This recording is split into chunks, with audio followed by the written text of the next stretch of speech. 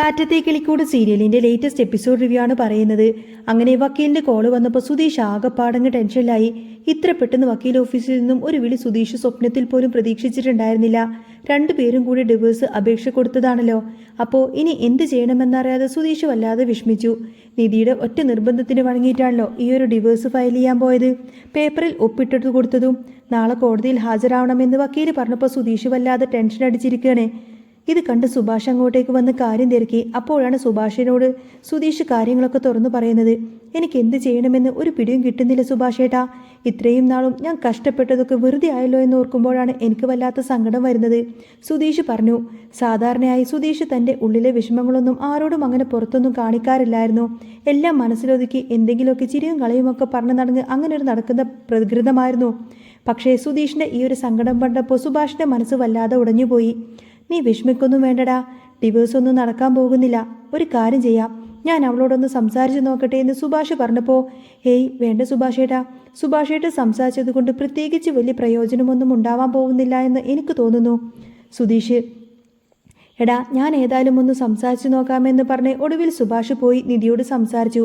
ഡിവോഴ്സിനെ കുറിച്ചൊക്കെ കേട്ടപ്പോൾ നിധി പറഞ്ഞത് അതെ, എനിക്ക് സുധീഷിൻ്റെ ജീവിതത്തിൽ ഞാൻ ഒരു ബുദ്ധിമുട്ടായി നിൽക്കാൻ ആഗ്രഹിക്കുന്നില്ല എന്നാണ്. ഞാൻ കാരണമല്ലേ സുധീഷിൻ്റെ ജീവിതം കൂടെ തകർന്നിരിക്കുന്നത്. സുധീഷിന് ഒരു ജീവിതം വേണ്ടേ സുഭാഷേട്ടാ? കല്യാണമൊക്കെ കഴിച്ച് സുധീഷ് സുഖമായി തന്നെ ജീവിക്കാനുള്ളതല്ലേ. അപ്പോൾ പിന്നെ ഞാൻ ഈ കല്യാണത്തിൻ്റെ പേരിൽ സുധീഷിനെ ഇങ്ങനെ കെട്ടിയിടുന്നത് ശരിയാണോ എന്ന് നിധി ചോദിച്ചപ്പോൾ സുഭാഷിന് എന്ത് മറുപടി പറയണമെന്നറിയാതെ നിന്നുപോയി. സുധീഷ് സ്വന്തം ഇഷ്ടത്തോടെയാണ് കല്യാണം കഴിച്ചത് എന്നുള്ള സത്യം പറഞ്ഞിട്ടുണ്ടെങ്കിൽ നിധി എങ്ങനെ പ്രതികരിക്കുമെന്നോർത്ത് സുഭാഷിന് ആകെ ഒരു ടെൻഷനായി. നിങ്ങൾ രണ്ടുപേരും സന്തോഷത്തോടു കൂടെ ജീവിക്കുന്നത് കാണാനാണ് ഞാൻ ആഗ്രഹിക്കുന്നത്.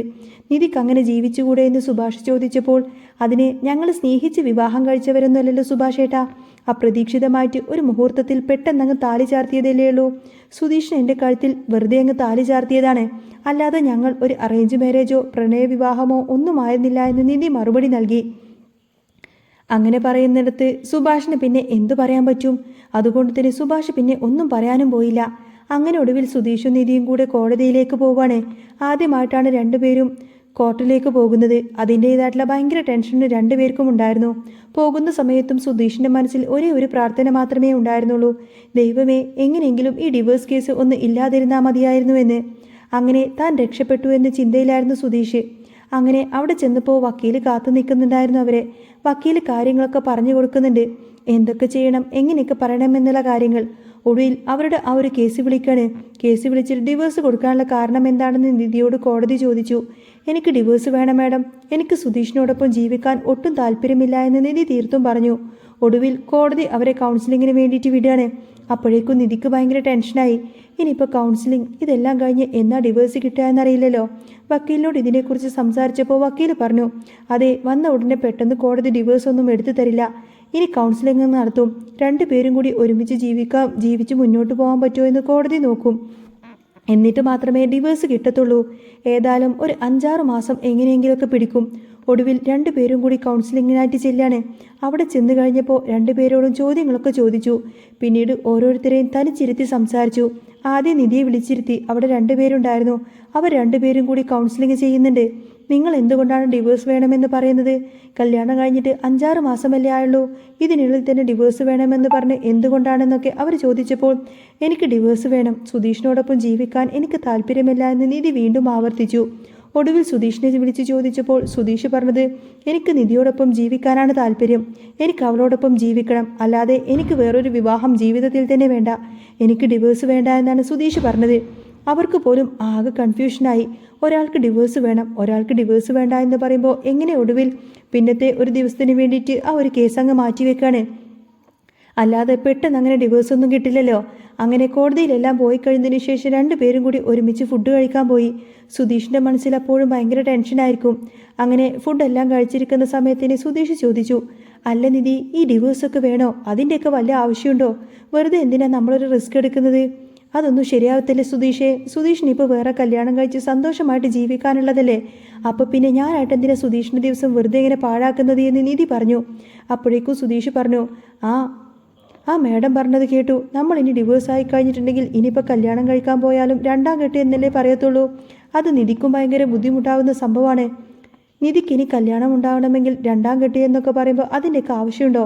ഏയ് അതൊന്നും സാരമില്ല, എനിക്ക് കുറച്ച് ലക്ഷ്യങ്ങളൊക്കെ ഉണ്ടെന്ന് പറഞ്ഞ് നിധി അതങ്ങ് തള്ളിക്കളഞ്ഞു.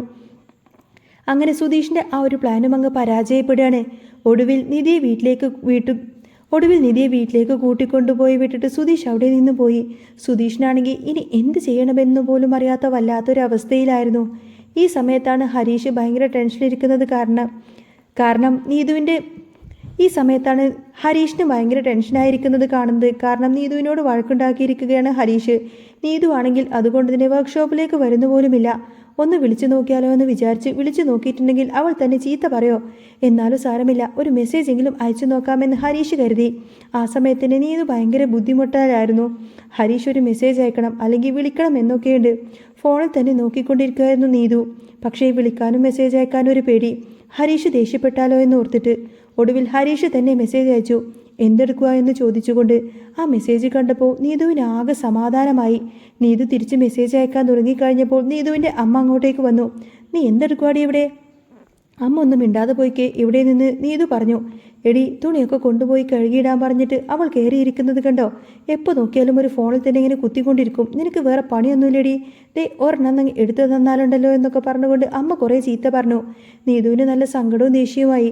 ഒടുവിൽ അമ്മ പറഞ്ഞു, നിന്റെ ഫോൺ ഞാൻ തല്ലി പൊട്ടിച്ചു കളയും, മര്യാദക്ക് പറഞ്ഞത് അനുസരിച്ചാൽ മതി, എഴുന്നേറ്റ് പോടി എന്ന് പറഞ്ഞുകൊണ്ട് നീതുവിനെ അവിടെ നിന്നും എഴുന്നേൽപ്പിച്ചങ്ങ് പറഞ്ഞു വിട്ടു. ആ സമയത്തന്നെ ഹരീഷിൻ്റെ അടുത്തേക്ക് ബൈക്ക് നന്നാക്കാനായിട്ട് ഒരാൾ വരികയും ചെയ്തിരുന്നു. ഇതുകൊണ്ട് തന്നെ മെസ്സേജ് അയക്കാൻ പിന്നീട് ഹരീഷിന് പറ്റിയില്ല. അങ്ങനെ ഹരീഷ് ബൈക്ക് നന്നാക്കാൻ തുടങ്ങുമ്പോഴേക്കും കുറച്ച് നേരം കഴിഞ്ഞപ്പോൾ നീതു ഹരീഷിനെ കാണാനായി അങ്ങോട്ടേക്ക് വന്നു. ഹരീഷിനെ കാണാൻ വന്നപ്പോൾ ഹരീഷിനോട് സംസാരിക്കുന്നുണ്ട്. അവർക്കിടയിലുള്ള പ്രശ്നങ്ങളൊക്കെ അവിടെ തന്നെ അങ്ങ് തീർന്നു. അങ്ങനെ രണ്ടുപേരും വീണ്ടും അങ്ങ് സെറ്റാവാണേ. നീതു ചോദിക്കുന്നുണ്ട്, എന്നെ കാണാതിരുന്നെങ്കിൽ നിനക്ക് കുഴപ്പമൊന്നുമില്ലേന്ന്. ഹരീഷ് പറഞ്ഞു, ആര് പറഞ്ഞു? എനിക്കും നല്ല ബുദ്ധിമുട്ടുണ്ടായിരുന്നു. പിന്നെ നീയല്ലേ എന്നോട് വഴക്കിട്ട് പോയത്. പിന്നീട് ചന്തുവിനോട് ചായ വാങ്ങിച്ചുകൊണ്ട് വരാൻ പറഞ്ഞിട്ട് ചന്തു അവിടെ നിന്നും പറഞ്ഞു വിട്ടു. അങ്ങനെ രണ്ടുപേരും കൂടി ഇങ്ങനെ കണ്ണിൽ നോക്കി നിന്നിട്ട് അവരെങ്ങനെ പ്രണയം ഇങ്ങനെ കൈമാറാണേ. ഭയങ്കര സന്തോഷമായിരുന്നു നീതുവിന്. നീതു വിചാരിച്ചത് ഇനി ഒരിക്കലും ഹരീഷ് തന്നോട് മിണ്ടത്തില്ല, ഇനി പഴയപടി തന്നോട് പെരുമാറത്തൊന്നുമില്ല എന്നൊക്കെയായിരുന്നു. പക്ഷേ ഹരീഷിൻ്റെ മനസ്സിലിപ്പോൾ ആഴത്തിൽ നീതു അങ്ങ് പതിഞ്ഞു കളഞ്ഞിരുന്നു. നീതുവിനെ കാണാതെ മിണ്ടാതിരിക്കാനായിട്ടൊന്നും ഹരീഷിനിപ്പോൾ സാധിക്കുന്നുണ്ടായിരുന്നില്ല. ഇതേ സമയത്ത് സുധീഷ് ഇങ്ങനെ എന്ത് ചെയ്യണമെന്നറിയാതെ വിഷമിച്ചിങ്ങനെ ഇരിക്കുമായിരിക്കും. ആ സമയത്താണ് അവിടെ കല്യാണം നടത്തിക്കൊണ്ടിരിക്കുന്ന ആ ഒരു പോലീസുകാരനെ കാണുന്നത്. അന്നേരം സുധീഷിൻ്റെ മനസ്സിൽ നല്ലൊരു ഐഡിയ തോന്നി. സുധീഷ് പെട്ടെന്ന് പോലീസുകാരനെ വിളിച്ചുകൊണ്ട് പോയി ഒരു ചായയൊക്കെ കുടിക്കാനായിട്ട് പോയി. അങ്ങനെ കടയിൽ ചെന്ന് കഴിഞ്ഞപ്പോൾ സംസാരിക്കുന്ന സമയത്തിന് നിധിയുടെ വീട്ടുകാർ തന്നോട് ചെയ്ത ക്രൂരതയെക്കുറിച്ചൊക്കെ സുധീഷ് പോലീസുകാരനോട് പറഞ്ഞു. തന്നെ വിളിച്ചുകൊണ്ട് പോയതും പിന്നെ കുറച്ച് പൈസ തന്നു വിട്ടുവെന്നും അവർ തന്നെ അടിച്ചു മാറ്റിയെന്നൊക്കെ പിന്നെയുള്ള കാര്യങ്ങളെല്ലാം തന്നെ കുറ്റക്കാരനാക്കാൻ ശ്രമിച്ചു എന്നുള്ള കാര്യങ്ങളെല്ലാം തന്നെ പറഞ്ഞു. ഇതെല്ലാം കേട്ട് പോലീസുകാരൻ പറയുന്നുണ്ട്, ശരിക്കും അയാളെ പിടിച്ചങ്ങ് അകത്തിടായിരുന്നു ചെയ്യേണ്ടത്. സുധീഷ് പറഞ്ഞു, ഏയ് അതിൻ്റെ ഒന്നും കാര്യമില്ല സാറേ, എൻ്റെ അമ്മായച്ചനല്ലേ എന്ന്. ഇന്നത്തെ കാലത്ത് ഇങ്ങനെയുള്ള ചെറുപ്പക്കാരെയൊക്കെ കാണുന്നത് വളരെ കുറവാണെന്ന് പോലീസുകാരൻ പറഞ്ഞപ്പോൾ സുധീഷ് പറഞ്ഞു, ശരിയാണ്, പക്ഷേ പറഞ്ഞിട്ടൊരു കാര്യമില്ല, എൻ്റെ ഭാര്യയ്ക്കത് മനസ്സിലാവണ്ടേന്ന്. അവൾക്ക് എന്തു പറ്റിയെന്ന് പോലീസുകാരൻ ചോദിച്ചപ്പോൾ അവൾക്ക് ഡിവോഴ്സ് വേണമെന്ന് സുധീഷ് പറഞ്ഞു. ഡിവോഴ്സോ? കല്യാണം കഴിഞ്ഞിട്ട് ഇത്ര നാളല്ലേ ആയുള്ളൂ? പോലീസുകാരൻ ചോദിച്ചു. അതെ, അവളുടെ വീട്ടുകാരെല്ലാവരും കൂടി നിർബന്ധക്കാരനാണെന്ന് തോന്നുന്നു. അവൾ ഡിവോഴ്സ് വേണമെന്ന് പറഞ്ഞിരിക്കുക. സത്യം പറ, നീ അവളെ ഉപദ്രവിക്കാറുണ്ടോ? നിന്റെ വീട്ടുകാർ അങ്ങനെ എന്തെങ്കിലും ഉണ്ടോ എന്ന് ചോദിച്ചപ്പോൾ ഏയ് അങ്ങനെയൊന്നുമില്ല സാറേ, ഞാൻ അവളെ പൊന്നു പോലെയാണ് നോക്കുന്നത് എന്ന് സുധീഷ് പറഞ്ഞു.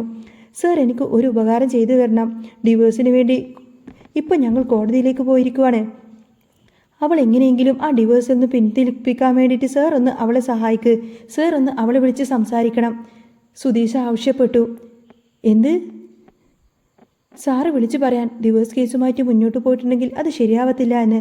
പോലീസ് സ്റ്റേഷനിൽ വെച്ച് നടത്തിയ കല്യാണമല്ലേ, 1 വർഷം പോലും തികഞ്ഞില്ലല്ലോ. ഒടുവിൽ പോലീസുകാരൻ നേരെ നിധിയുടെ ഫോണിലേക്ക് വിളിച്ചിട്ട്, ഞാൻ പോലീസാണ്, അന്ന് കല്യാണം നടത്തി തന്ന അതേ പോലീസ്, മനസ്സിലായോ എന്ന് ചോദിക്കും. അപ്പോഴേക്കും നിധിക്ക് ആളെ മനസ്സിലായി. ആ പറഞ്ഞോ സാറേ, എന്താന്ന് ചോദിച്ചപ്പോൾ നിങ്ങൾ ഡിവോഴ്സിന് കൊടുത്തിരുന്നോ എന്ന് ചോദിക്കും. ഞാൻ സത്യം പറയാലോ, പോലീസ് സ്റ്റേഷനിൽ വെച്ച് നിങ്ങളല്ലേ പറഞ്ഞത് എനിക്ക് സുധീഷിനെ മാത്രം മതി, സുധീഷിനെ മാത്രം വിവാഹം കഴിച്ചാൽ മതി എന്നൊക്കെ. നിങ്ങളുടെ വീട്ടുകാരുടെ ക്രൂരത കാരണം നിങ്ങൾ ഓടി വന്നതല്ലേ, എന്നിട്ടിപ്പോൾ നിങ്ങൾക്ക് ഡിവോഴ്സ് വേണമെന്ന് നിങ്ങൾ എന്താ ഇങ്ങനെയൊക്കെ പറയുന്നത്? നിങ്ങളിത് എന്ത് ഭാവിച്ചാ എന്നൊക്കെ പറഞ്ഞ് പോലീസുകാരൻ നിധിയെ കുറേ അങ്ങ് ചീത്ത പറഞ്ഞു. ഒരു കാര്യം ഞാനങ്ങ് പറഞ്ഞേക്കാം, എത്രയും പെട്ടെന്ന് തന്നെ പോയി ഡിവോഴ്സ് കേസ് പിൻവലിക്കണം, അല്ലെങ്കിൽ ഇതൊരിക്കലും ശരിയാവില്ല. നിങ്ങളുടെ പേരിൽ പോലീസ് കേസെടുക്കും. പോലീസ് സ്റ്റേഷനിൽ വെച്ച് കല്യാണം നടത്തിയത് വെറും കുട്ടിക്കല്യാണമെന്നാണോ നിങ്ങൾ വെറുതെയിരിക്കുന്നത്? അങ്ങനെയൊക്കെ പറഞ്ഞ് പോലീസ് കുറേ അങ്ങ് ദേഷ്യപ്പെട്ടു. നിധി ആകെപ്പാടെ പേടിച്ചു പോയി. പെട്ടെന്ന് തന്നെ കോൾ കട്ട് ചെയ്ത് കഴിഞ്ഞപ്പോഴേക്കും സുധീഷ് പോലീസുകാരനോട് പറഞ്ഞു, ഒത്തിരി നന്ദിയുണ്ട് സാറേ, എങ്ങനെ എനിക്ക് പറയണമെന്നറിയില്ല എന്നൊക്കെ പറയും. സാരമില്ല, നിങ്ങൾ നന്നായിട്ട് ജീവിച്ച് കണ്ടാൽ മതിയെന്ന് പോലീസുകാരനും പറഞ്ഞു. അങ്ങനെ സുധീഷ് വൈകുന്നേരം വീട്ടിലേക്ക് വന്നു കഴിഞ്ഞപ്പോൾ നിധി ഈ കാര്യത്തെക്കുറിച്ചൊക്കെ സുധീഷിനോട് പറയുന്നുണ്ട്. എന്നെ ആ പോലീസുകാരൻ വിളിച്ചിട്ടുണ്ടായിരുന്നു, സുധീഷിനെ വിളിച്ചോ എന്ന് നിധി ചോദിച്ചു. ഏയ്, എന്നെ വിളിച്ചിട്ടൊന്നുമില്ല. അല്ലെങ്കിലും എന്നെ എന്തിനാ വിളിക്കുന്നത് എന്ന് സുധീഷ് കള്ളം പറയണേ. ആ, എന്നെ വിളിച്ചിട്ട് ഇങ്ങനെയൊക്കെ പറഞ്ഞിട്ടുണ്ടായിരുന്നു എന്ന് പറഞ്ഞപ്പോൾ ആണോ എന്ന് അറിയാത്ത പോലെ ചോദിക്കുകയാണ് സുധീഷ്. ആ, എനിക്കറിയില്ല. എന്നാലും ആരാലും ഡിവോഴ്സിനെ കുറിച്ചൊക്കെ ആരായിരിക്കും സാറിനോട് പറഞ്ഞിട്ടുണ്ടാവുക? സുധീഷാണോ എന്ന് നിധി ചോദിച്ചപ്പോൾ ഏയ് ഞാനോ, ഞാനെന്തിനാ പറയുന്നത്? ഞാനാണെങ്കിൽ ആ സാറിനെ കണ്ടിട്ട് പോലുമില്ല എന്ന് സുധീഷ് തറപ്പിച്ചു പറഞ്ഞു. എങ്കിൽ ഇനിയിപ്പോൾ വക്കീലായിരിക്കുമോ, വക്കീലിനെ ഒന്ന് വിളിച്ചു നോക്കിയാലോ എന്ന് പറഞ്ഞ് ഒടുവിൽ നിധി വക്കീലിനെ വിളിക്കുകയാണ്. ആ സമയത്ത് തന്നെ വക്കീലിനെ വിളിച്ചിട്ട് പോലീസുകാരനോട് പറഞ്ഞോ എന്ന് ചോദിക്കുമ്പോൾ വക്കീൽ പറഞ്ഞു, എൻ്റെ പണി അതൊന്നുമല്ല. നിധിക്ക് ആകെപ്പാടെ ടെൻഷനായി. നിധി ഒടുവിൽ ആ ഒരു പോലീസുകാരനെ വിളിക്കാൻ തീരുമാനിച്ചു. നേരിട്ട് കണ്ട് സംസാരിക്കണമെന്ന് പറഞ്ഞ് അങ്ങനെ ആ പാതിരാത്രി സമയത്ത് തന്നെ പോലീസുകാരനെ വിളിക്കുകയാണ്. സുധീഷ് നിധി കേട്ടപ്പോൾ ആകെ ടെൻഷനായി. സാറേ, എനിക്ക് സാറിനെ ഒന്ന് കാണണം, നാളെ സ്റ്റേഷനിലേക്ക് വരട്ടെ, അല്ലെങ്കിൽ പുറത്ത് വെച്ച് കണ്ടാലും മതിയെന്ന് നിധി പറഞ്ഞു. ഉടനെ പോലീസുകാരൻ പറഞ്ഞു, എന്താ സ്റ്റേഷനിലേക്ക് പോരാൻ?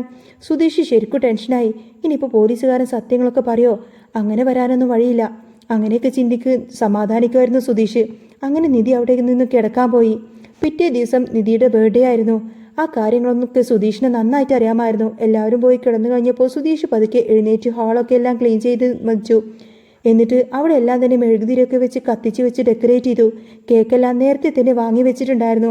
കേക്കൊക്കെ എല്ലാം എടുത്തു വെച്ചിട്ടാണ് സുഭാഷിനെയൊക്കെ വിളിക്കുന്നത്. സുധീഷ് ഈ ഒരു കാര്യം ആരോടും തന്നെ പറഞ്ഞിട്ടുണ്ടായിരുന്നില്ല, നിധിയുടെ ബർത്ത്ഡേ ഉണ്ട് എന്ന കാര്യം. അങ്ങനെ അവരെല്ലാവരും വിളിച്ചെഴുന്നേൽക്കുമ്പോഴേക്കും ഹരീഷ് ചോദിക്കുന്നുണ്ട്, എന്തിനാടാ ഈ പാതിരാത്രി ഉറങ്ങാൻ പോലും സമ്മതിക്കാതെ ഞങ്ങൾ എങ്ങനെ വിളിച്ചെഴുന്നേൽപ്പിക്കുന്നത്, എന്താ കാര്യം എന്നൊക്കെ ചോദിക്കും. 11:30 കഴിഞ്ഞിട്ടേ ഉള്ളൂ. അതെ, നിധിയുടെ ബർത്ത്ഡേ ആണ്, സുധീഷ് പറഞ്ഞു. ബർത്ത്ഡേയോ? എല്ലാവരും അത്ഭുതപ്പെട്ടു. അപ്പോഴേക്കും സുഭാഷ് ചോദിച്ചു, നീ ഇതിനെക്കുറിച്ചൊന്നും പറഞ്ഞില്ലല്ലോ എന്ന്. നികേഷ് ചോദിക്കുന്നുണ്ട്, ഇതെങ്ങനെ സുധീഷ് ചേട്ടൻ അറിയാം? പിന്നെ എൻ്റെ ഭാര്യയുടെ പിറന്നാൾ ഞാൻ പിന്നല്ലാതെ ആരാ ഓർത്തു വെക്കുന്നത്? സുധീഷ് ചോദിച്ചു. നോക്കിക്കഴിഞ്ഞപ്പോൾ ഹാളിലെല്ലാം അങ്ങനെ തിരിയൊക്കെ കത്തിച്ച് നല്ല സെറ്റാക്കി കേക്കൊക്കെ എടുത്ത് വെച്ചിട്ടുണ്ടായിരുന്നു സുധീഷ്. 2 കേക്ക് ഉണ്ടായിരുന്നു. ഒരു കേക്ക് ഹാപ്പി ബർത്ത്ഡേ നിധി എന്നും പറഞ്ഞിട്ട്, മറ്റൊരു കേക്ക് കുറച്ചിങ്ങനെ ലവ് ചിഹ്നമൊക്കെ വരച്ചിട്ട് അങ്ങനെ ഒരു കേക്കായിരുന്നു. മൊത്തം റെഡ് കളറിലൊക്കെ. അത് എല്ലാം നിധിക്ക് വേണ്ടി മാത്രം വാങ്ങിച്ചതായിരുന്നു. ഇതെല്ലാം കണ്ടു കഴിയുമ്പോൾ അവൾക്ക് എൻ്റെ പ്രണയം മനസ്സിലാകുമെന്നൊക്കെ സുധീഷ് ഇങ്ങനെ മനസ്സിൽ കണ്ടു. ഹരീഷ് പറയുന്നത്, ഇത്ര നേരത്തെ തന്നെ വിളിച്ചെഴുന്നേൽപ്പിക്കേണ്ട കാര്യമുണ്ടായിരുന്നോ? 11:30 കഴിഞ്ഞില്ലേ ഉള്ളൂ, പിന്നെ കുറച്ച് സമയം കൂടി കഴിഞ്ഞിട്ട് വിളിച്ചാൽ പോരായിരുന്നോ എന്നൊക്കെ ചോദിച്ചു. എടാ, ഇത്തിരി നേരത്തെ എഴുന്നേറ്റു എന്ന് വിചാരിച്ച് എന്താ കുഴപ്പം? ഇരിക്കട്ടെ എന്ന് സുധീഷ് പറഞ്ഞു. അങ്ങനെ 12 മണി ആവാറായി കഴിഞ്ഞപ്പോഴേക്കും നികേഷ് പറഞ്ഞു, ഞാൻ പോയി വിളിക്കാമെന്ന്. വേണ്ട വേണ്ട, ഞാൻ തന്നെ വിളിച്ചോളാമെന്നൊക്കെ പറഞ്ഞ് സുധീഷ് നേരെ നിധിയെ വിളിക്കാൻ വേണ്ടി പോവാണ്. നിധി ഈ സമയത്ത് എന്തിനാ സുധീഷ് വിളിക്കുന്നത് എന്നൊക്കെ ഓർത്തൊരു വാതിൽ തുറന്നു കഴിഞ്ഞപ്പോഴേക്കും വലിയൊരു ബൊക്കയുമായിട്ട് സുധീഷ് നിധിക്ക് ഇങ്ങനെ കൊടുന്നു കൊടുക്കുകയാണ്. ഹാപ്പി ബർത്ത്ഡേ നിധി എന്നൊക്കെ പറഞ്ഞുകൊണ്ട്. നിധിക്കത് കണ്ടപ്പോൾ ഭയങ്കര സന്തോഷമായി. അങ്ങനെ നിധി സന്തോഷത്തോട് അങ്ങോട്ടേക്ക് വരുമ്പോഴേക്കും ഹാളിൽ ഇങ്ങനെ ആ ഒരു ഡെക്കറേഷനും ആ ഒരു സെറ്റെല്ലാം കണ്ടതോടുകൂടി തന്നെ എല്ലാവരും ഇങ്ങനെ റെഡിയായിട്ട് നിൽക്കുന്നതൊക്കെ കണ്ടപ്പോൾ നിധിക്ക് ഭയങ്കര സന്തോഷമായി. അങ്ങനെ നിധി ആ ഒരു കേക്ക് കട്ട് ചെയ്യാൻ വേണ്ടിയിട്ട് ഭയങ്കര സന്തോഷത്തോടു കൂടി വരികയാണ്. ആ കാഴ്ച കണ്ടപ്പോൾ സുധീഷിനും ഭയങ്കര ഹാപ്പി ആയിരുന്നു. അങ്ങനെ നിധിയുടെ ബർത്ത്ഡേ അവർ ഗംഭീരമായിട്ട് തന്നെ സെലിബ്രേറ്റ് ചെയ്യാണ്. നിധി നികേഷിനോട് പറഞ്ഞു, സുധീഷ് ചേട്ടനാണ് ഇതെല്ലാം തന്നെ അറേഞ്ച് ചെയ്തത് എന്ന്. 11:30 ആയി കഴിഞ്ഞപ്പോൾ ഞങ്ങൾ എല്ലാവരും വിളിച്ചെഴുന്നേൽപ്പിച്ചു എന്ന് സുഭാഷ് പറഞ്ഞു. എന്നാലും നിനക്കൊരു വാക്ക് എന്നോട് നേരത്തെ പറയാമായിരുന്നു സുധീഷേ എന്ന്. സുധീഷ് പറയുന്നുണ്ട്, വേണ്ട, അങ്ങനെ പറഞ്ഞിട്ടുണ്ടെങ്കിൽ സുഭാഷ് ഏട്ടൻ എന്നെ കടത്തി അങ്ങ് വിട്ടു. അതുകൊണ്ടാണ് ഞാൻ ഈ കാര്യം ആരോടും പറയാതിരുന്നത്. അങ്ങനെ അവർ ആ ഒരു ബർത്ത്ഡേക്ക് നല്ല രീതിയിൽ തന്നെ സെലിബ്രേറ്റ് ചെയ്യാണ്. നിധിക്കൊരു ഗിഫ്റ്റൊക്കെ കൊടുക്കുന്നുണ്ട് കേട്ടോ സുധീഷ്. അങ്ങനെ നിധിക്ക് ഒരുപാട് സന്തോഷമായിരിക്കും. ആ ഒരു ബർത്ത്ഡേ നല്ല രീതിയിൽ തന്നെ സെലിബ്രേറ്റ് ചെയ്യുന്നത് കൊണ്ട് തന്നെ സുധീഷിൻ്റെ മനസ്സിലുള്ള ആ ഒരു പ്രണയം നിധി മനസ്സിലാക്കുമെന്നൊക്കെ ചിന്തിച്ചുകൊണ്ടായിരിക്കും സുധീഷ് അത്രമാത്രം ഒരു പ്രകടനമൊക്കെ കാഴ്ചവെക്കുന്നത്. പക്ഷേ സുധീഷിൻ്റെ മനസ്സിൽ ഇത്ര ഒരു പ്രണയമുണ്ട് എന്ന കാര്യമൊന്നും തന്നെ പാവം നിധി അറിയുന്നില്ല. അങ്ങനെ കാറ്റത്തെ കിളിക്കൂടിൽ ഇനി വരാൻ പോകുന്ന നല്ല സൂപ്പർ അടിപൊളി ത്രില്ലിംഗ് എപ്പിസോഡുകളൊക്കെ തന്നെയാണ് കേട്ടോ. നിങ്ങൾക്ക് ഈ ഒരു ചാനൽ ഇഷ്ടമാവുകയാണെങ്കിൽ സബ്സ്ക്രൈബ് ചെയ്യാനും സപ്പോർട്ട് ചെയ്യാനും മറക്കല്ലേ. നെക്സ്റ്റ് വീഡിയോ ഉടനെ വരാം. ബൈ.